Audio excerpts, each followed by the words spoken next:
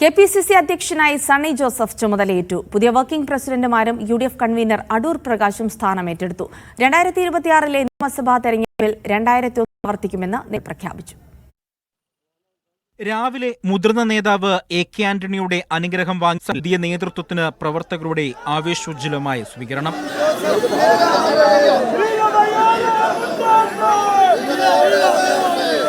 നേതാക്കളെയും പ്രവർത്തകരെയും സാക്ഷിയാക്കി K സുധാകരനിൽ നിന്നും സണ്ണി ജോസഫ് അധ്യക്ഷത ഏറ്റെടുത്തു. പ്രവർത്തകരെയും ഓർമ്മപ്പെടുത്തി AICC general secretary KC Venugopal.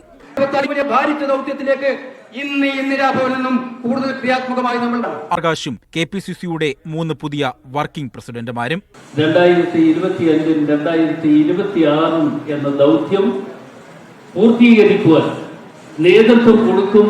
K Sudhakaran എന്ന അധികായനായ നേതാവിന്റെ കയ്യിൽ നിന്ന് റിലേ ബാറ്റൺ ഏറ്റെടുത്തിട്ട് അതിനെ ഫിനിഷിംഗ് പോയിന്റിലേക്ക് എത്തിക്കാനുള്ള നിയോഗമാണ് സണ്ണി ജോസഫ് ഉൾപ്പെടെ നേതാക്കന്മാരും ഉൾക്കൊള്ളുന്ന ഒരു വലിയ വാഹനമാണ് 26-ൽ രാജ്ഭവനിലേക്ക് പോകാനുള്ള വാഹനമാണ് ഇന്നലെ മുരളി മന്ദിരത്തിൽ നിന്നും പുറപ്പെട്ടത്.